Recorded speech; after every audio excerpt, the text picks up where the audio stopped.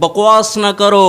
ایک لڑکی کا سنا، وہ اپنی ماں سے کہہ رہی تھی میرے سامنے بکواس نہ کرو، اور اس کے موٹے موٹے آنسو اس ماں کے وہ آبشاریں بن کے وہ گر رہے تھے۔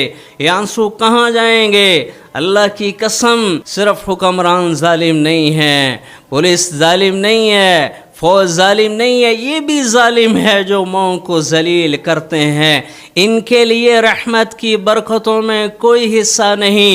میرے نبی نے کہا عمر، تیری زندگی میں ایک شخص آئے گا یمن سے، اس کا نام ہوگا اویس۔ السلام علیکم ورحمۃ اللہ وبرکاتہ۔ وعلیکم السلام ورحمۃ اللہ وبرکاتہ۔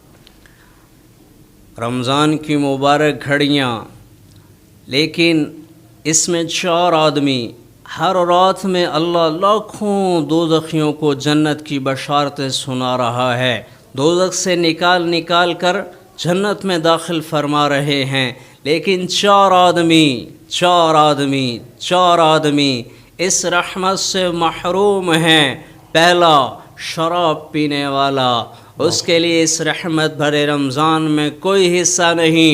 وہ سمندر میں کھڑا ہو کے خشک ہے، وہ چشمے پہ کھڑا ہو کے بھی پیاسا ہے، شراب پینے والا۔ دوسرا، ماں باپ کا نافرمان، میرا ملک بھرا پڑا ہے نافرمانوں سے جو ماں کو بھی ذلیل کرتے ہیں اور باپ کا بھی گریبان پکڑتے ہیں اور اسے کہتے ہیں کہ تو میرے واسطے کی بنایا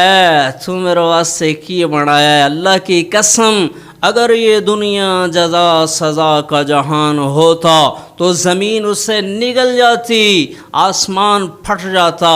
جب ماں کو لوگ ذلیل کرتے ہیں اور انہیں کہتے ہیں ہمارے سامنے بکواس نہ کرو۔ ایک لڑکی کا سنا، وہ اپنی ماں سے کہہ رہی تھی میرے سامنے بکواس نہ کرو، اور اس کے موٹے موٹے آنسو اس ماں کے وہ آبشاریں بن کے وہ گر رہے تھے۔ یہ آنسو کہاں جائیں گے؟ اللہ کی قسم، صرف حکمران ظالم نہیں ہے، پولیس ظالم نہیں ہے، فوج ظالم نہیں ہے، یہ بھی ظالم ہے جو ماؤں کو ذلیل کرتے ہیں۔ ان کے لیے رحمت کی برکتوں میں کوئی حصہ نہیں۔ میرے نبی نے کہا عمر، تیری زندگی میں ایک شخص آئے گا یمن سے، اس کا نام ہوگا اویس، اور اس کا قبیلہ ہوگا عامر، اور اس کا قد ہوگا درمیانہ، اور اس کا رنگ ہوگا کالا، اور اس کی پشت پہ ایک سفید نشان ہوگا۔ عمر، جب وہ آئے تو اس سے دعا کروانا عمر کا میرے بعد کو نبی ہوتا تو عمر ہوتا۔ روضہ رسول میں عمر یہ نقشہ ہے، یہ اللہ کے نبی، ان کے دائیں طرف ابو بکر اور ان کے بائیں طرف عمر، ایک یہ نقشہ ہے، یہ اللہ کے نبی، ان کے کندھے کے ساتھ ابو بکر اور ان کے کندھے کے ساتھ عمر، اللہ اکبر، نبی کے پہلو میں لیٹے ہوئے ہیں، اور ان سے کہا جا رہا ہو عمر اویس سے دعا کروانا۔ یا رسول اللہ اویس سے کیوں؟ تو میرے نبی نے کہا عمر، اس نے ماں کی ایسی خدمت کی ہے کہ جب وہ ہاتھ اٹھاتا ہے اللہ اس کے ہاتھوں کو خالی نہیں لوٹاتا۔ اللہ اکبر، اللہ اکبر۔ ہماری مائیں ذلیل ہو جاتی ہیں، ہمیں پتہ ہی نہیں ماں کیا ہوتی ہے، باپ کیا ہوتا ہے۔ پیسے کی غلامی نے سب کچھ بھلا کے رکھ دیا۔ حضرت عمر کا زمانہ آیا، آپ ہر سال حج کیا کرتے تھے، پوچھتے بھائی کو اویس و بنو عامر تو کوئی نہ نکلتا، تو ایک دفعہ آپ نے سارے حاجیوں کو ایک مقام پہ اکٹھا فرمایا اور فرمانے لگے بھائی سارے حاجی بیٹھ جاؤ، یمن والے حاجی کھڑے رہو، تو یمن والے کھڑے رہے، باقی مجمع بیٹھ گیا۔ پھر آپ نے کہا سارے یمن والے بیٹھ جاؤ، بنو عامر کا قبیلہ کھڑا رہے، تو بنو عامر کا قبیلہ کھڑا رہا، باقی مجمع بیٹھ گیا۔ پھر آپ نے کہا سارا بنو عامر بھی بیٹھ جاؤ، صرف کرنی کھڑے رہو، صرف کرنی کھڑے رہو۔ تو ایک آدمی کھڑا رہا، باقی سارا مجمع بیٹھ گیا۔ بھائی تو کرنی ہے؟ جی میں کرنی ہوں۔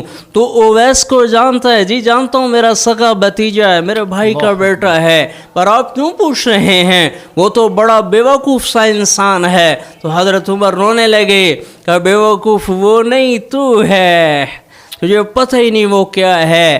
یہ بتا کہ وہ حج پہ آیا ہے؟ جی آیا ہے۔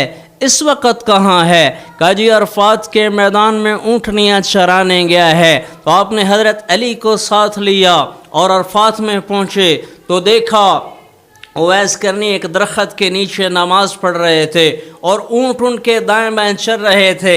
انہوں نے انتظار کیا، انہوں نے نماز مختصر کی، سلام پھیرا۔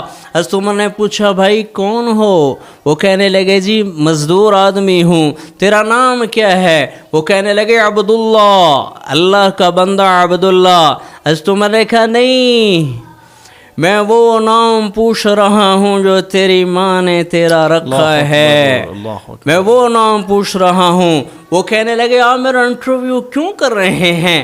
انہیں نہیں پتہ یہ کون ہے، پہلی مرتبہ حج پہ آئے ہیں، دیکھا نہیں ہے۔ تو حضرت علی بولے بھائی یہ امیر المؤمنین عمر بن خطاب ہیں اور میں علی بن ابی طالب ہوں۔ تو وہ کانپ اٹھے، کہا میں معافی چاہتا ہوں، میں نے آپ کو پہچانا نہیں، میں آپ کو بھی سلام پیش کرتا ہوں اور آپ کو بھی سلام پیش کرتا ہوں۔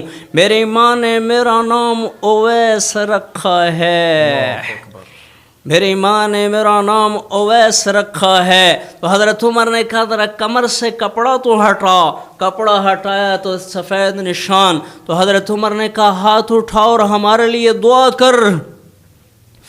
تو اویس کرنی کی چیخ نکل گئی کہ میں تو آپ کے قدموں کی خاک بھی نہیں ہوں، میں آپ کے لیے کیسے دعا کروں؟ ہاں کرنی پڑے گی، کرنی پڑے گی۔ ہمارے نبی نے ہم سے کہا تھا کہ تیری ماں کی خدمت نے تجھے وہاں پہ پہنچا دیا ہے کہ جب تم ہاتھ اٹھاتا ہے اللہ لبیک کہہ کے آ جاتا ہے۔ اللہ اکبر۔ صرف نماز روزے کا نام اسلام نہیں ہے، اور بھی دکھ ہیں زمانے میں محبت کے سوا، راحت اور بھی ہیں اصل کے راحت کے سوا۔ انہوں نے ہاتھ اٹھائے اور دعا کی اور ہمیں بتایا لوگو یہ ماں ہے، پر بدقسمتی سے یہ ماں رمضان میں بھی ذلیل ہو رہی ہے۔ ایسا کرنے والے کے لیے رمضان میں کوئی حصہ نہیں ہے۔ تیسرا جو ویر رکھتا ہو رمضان کی برکتوں میں اس کے لیے کوئی حصہ نہیں۔ چوتھا آدمی جو آپس میں توڑ پیدا کرے، رشتہ داروں میں توڑ پیدا کرے، اس کے لیے رمضان کی رحمتوں میں کوئی حصہ نہیں۔ اور میں ہاتھ جوڑ کے کہتا ہوں، میں جھولی پھیلا کے کہتا ہوں، اللہ نہ کرے کوئی ایسا ہو اور ہے جو میری بات سن رہا ہے، اللہ کے واسطے توبہ کر لو، آج ہی تمہارے لیے رحمت کے در کھل جائیں گے۔